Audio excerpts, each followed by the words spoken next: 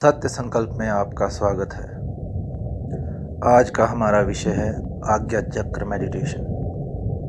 तो आज्ञा चक्र को कैसे जागृत किया जाए, इसकी कई विधियां हैं, जिसमें विपस्सना है, थर्ड आई मेडिटेशन है, तंत्र है, साक्षी है।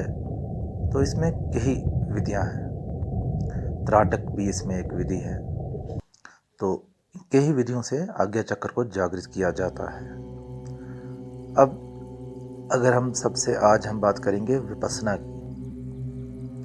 तो विपस्सना में क्या है, जैसे बुद्ध बताते हैं या बोधि जो लोग हैं वो बताते हैं कि आती और जाती सांस पे ध्यान करें। ये जो आती और जाती सांस पे ध्यान, ये एक अर्थ का अनर्थ है।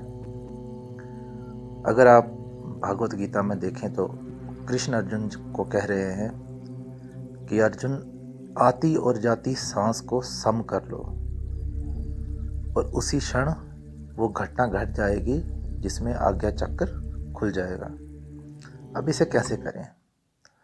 देखिए, आपने कभी अगर बारीकी से ध्यान दिया हो तो आप जब सांस लेते हैं और छोड़ते हैं, लेने और छोड़ने के बीच में एक छोटा सा अंतराल होता है। 1 सेकंड का, 2 सेकंड का या आधे सेकंड का वो अंतराल होता है। उस अंतराल को पकड़ के उस वक्त आज्ञा चक्र पे ध्यान लगाना, उसको कहते हैं सांसों का सम हो जाना।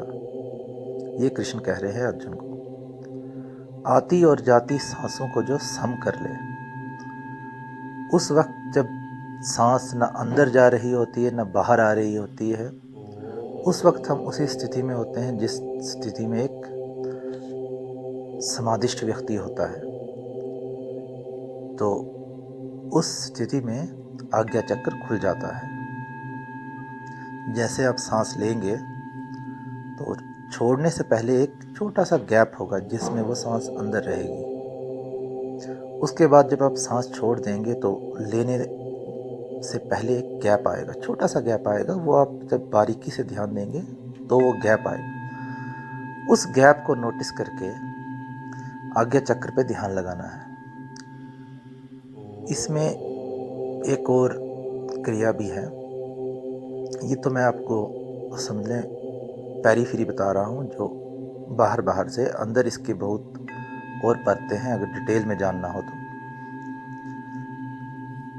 माता पार्वती एक बार भगवान शंकर से पूछती हैं कि कोई ऐसा मंत्र बताएं जो महामंत्र हो और जिसे आप दिन रात जपते रहते हैं, वो मंत्र बताएं। तो भगवान शंकर ने माता पार्वती से कहा कि सभी मंत्रों का जो श्रेष्ठ मंत्र है, जिसे मैं भी दिन रात जपता रहता हूँ, वो है सो हम। जब सांस भीतर ले रहे हैं तो सो, बाहर छोड़ रहे हैं तो हम। सो हम ध्यान करते करते एक वक्त ऐसा आएगा कि सो हम हट जाएगा और सिर्फ ओम रह जाएगा। आप जानते हैं हमारा आज्ञा चक्र जो है 2 पंखुड़ियों वाला है, उस पे सा और हा है, सो हम। तो ऐसे आज्ञा चक्र को जागृत करने की ये मैंने एक छोटी सी बात बताई है। इसमें आपको कई वीडियोस मिल जाएंगे यूट्यूब पे, जो 3 महीने में आपका आज्ञा चक्र या थर्ड आई ओपन करके आपको एक सर्टिफिकेट भी थमा देंगे। वो सब एक मनी मेकिंग प्रोसेस है। आज्ञा चक्र को अगर आप खोलना चाहते हैं तो कम से कम 5 साल, कम से कम 5 साल मैं इसलिए कह रहा हूँ क्योंकि उसमें भी अगर आप अपना आचार विचार आहार शुद्ध रख पाए तो 5 साल में आपका आज्ञा चक्र जागृत हो सकता है। और अगर शुद्ध नहीं रख पाए तो 8 साल भी लग सकते हैं, 10 भी लग सकते हैं। तो ये कोई बच्चों का खेल नहीं है कि उठे और 3 महीने कोई कोचिंग कर ली या कुछ कर लिया तो उससे आज्ञा चक्र जागृत हो जाएगा। क्योंकि शक्ति जो है वो समय लेती है। कहते ना, पावर कम्स विद रिस्पॉन्सिबिलिटी। तो पहले वो आपको उस लेवल पे तैयार करेगी कि आप उस शक्ति को संभालने के काबिल हो जाए। आज्ञा चक्र खुलने के बाद आप में बहुत सी सिद्धियां जागृत हो जाती हैं, और अगर आप उन सिद्धियों को संभाल नहीं सकते तो आप उनका गलत इस्तेमाल करेंगे। आपने देखा, अगर ब्लैक मैजिक में देखना हो तो बोधि लामा जो होते हैं वो सबसे आगे हैं। उसका कारण है, आज्ञा चक्र को भारत ने एक विधि के साथ खोलने की प्रक्रिया शुरू की थी, जिसमें साधक दिन रात उस प्रक्रिया को करते करते धीरे धीरे धीरे प्रकृति उसके शरीर को, उसके मन को उस लायक बना देती थी कि उन शक्तियों को वो सही इस्तेमाल कर सके। लेकिन तिब्बत में क्या हुआ कि ठीक ऑपरेशन विकसित हुए। आपके माथे पे जहाँ पे आप तिलक लगाते हैं वहाँ से ऑपरेशन करके 1.5 इंच, अंदाजन मैं कह रहा हूँ, 1.5 और 1 इंच भीतर ड्रिल करके या ऑपरेशन करके उसे जागृत किया गया।